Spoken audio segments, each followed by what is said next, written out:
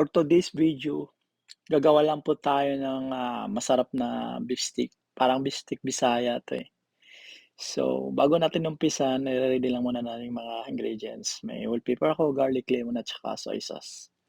Siyempre, bumili ako ng Brazilian beef sa supermarket at i-slice natin 'to ng manipis. Bago ko 'to siya i-slice, pino-frozen ko muna 'to siya ng saglit. Mas maganda kasi slice sa medyo frozen kasi mas madali para sa akin. Siyempre kailangan na mas matalas din yung kutsilyo natin gagamitin nito. Ayan, ganyan lang siya kanipis. Pupukpukin mo na siya konti para papasok yung lasa niya ng 'pag may-marinate mo na yung papasok yung sauce. Ayan, pagkatapos ilalagay na natin sa Tupperware at re-ready na tayo ng garlic. Nag-ready lang po ako nito ng 6 na cloves ng garlic at i-slice ito ng maliit na minced na pagka-slice. At nag-ready na din akong whole pepper, dinudurog ko lang po ito. At isang lemon lang ginagamit ko nito kasi ayaw ko medyo maasim. Ayan, i-marinate na natin to sa durog na pepper, minced garlic, at saka lemon. Kailangan pigay mo muna yung lemon, kailangan ubusin mo yung juice, huwag mo sayangin kasi yan yung nagpapasarap. At nagad na din ako ng soy sauce dito. At i-mix mo lang to hanggang mahalo yung mga ingredients. Ibabad mo lang to siya ng 24 hours. Patulog ka muna. Pagkatapos balik ka natin dito. 2,000 years later. Ayan, after 24 hours, ito na, nakababad na siya. At mag-ready na po tayo ng sibuyas, onion ring. Kailangan onion ring ang pagka-slice natin dyan. Ayan yung dalawang batch ng sibuyas to kasi isang pang sauté at saka isa yung pang pag maluto na yung beef stick natin. Ayan, sa mainit na kawali, naglagay na ako ng mantika at sinusote ko na yung pang-top natin na onion rings para pag maluto na yung stick natin. Ayan. Parang ipa-fried mo lang siya lutuin mo lang siya ng 1 to 2 minutes tapos sit aside mo lang to. Tapos i-fried mo siya konti, ipa-fried mo konti yung marinated beef.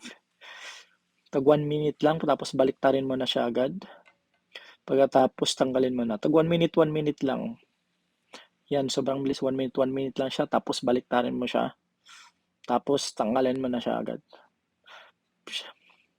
Ito yung way na nagpapasarap ng beef stick natin. Try nyo to sa bahay guys. Try nyo to sa bahay mga idol. Sobrang sarap to. Secret recipe ko to eh. Parang ito yung pinakamasarap na luto ko sa buong mundo eh. Yan, ito yung pinakamasarap na luto ko sa buong mundo na steak. Message nyo ako pag hindi masarap, bibigyan ko kayo ng 500 pambili ng ibang lulutuin ninyo pag hindi ito masarap. Sobrang sarap to. Ayan, basta ang sikreto nito, with love. Yan, pagkatapos niyan, lulutuin na natin yung steak kasi tapos na tayo. So, yan, ito na yung pangsuti ko na sibuyas. Isusuti lang natin to saglit hanggang maging lalabas yung aroma at saka ilalagay natin yung sauce. Yan yung sauce na minamarinate ko sa beef kahapon. Yan yun. Nagada ako ng 1 cup ng tubig. Tsaka nilalagay ko na yung pina-fried ko na beef. Ayan.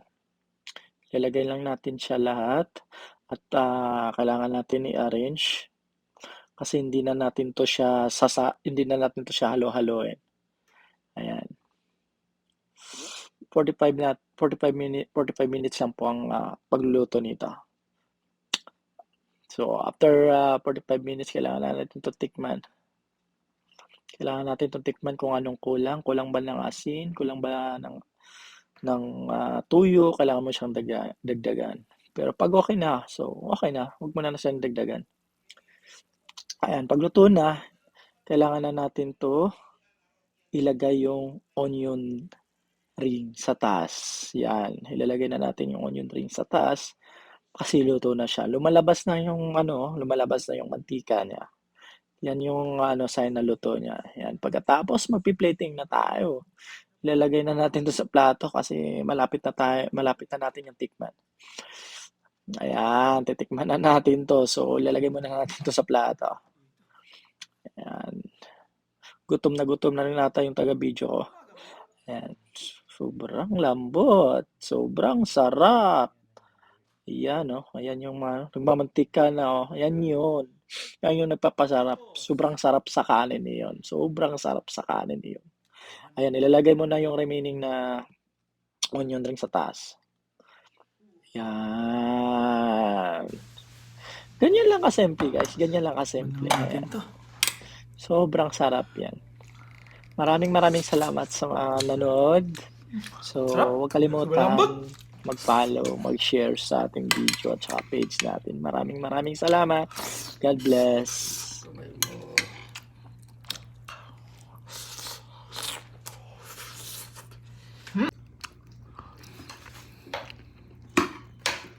Okay.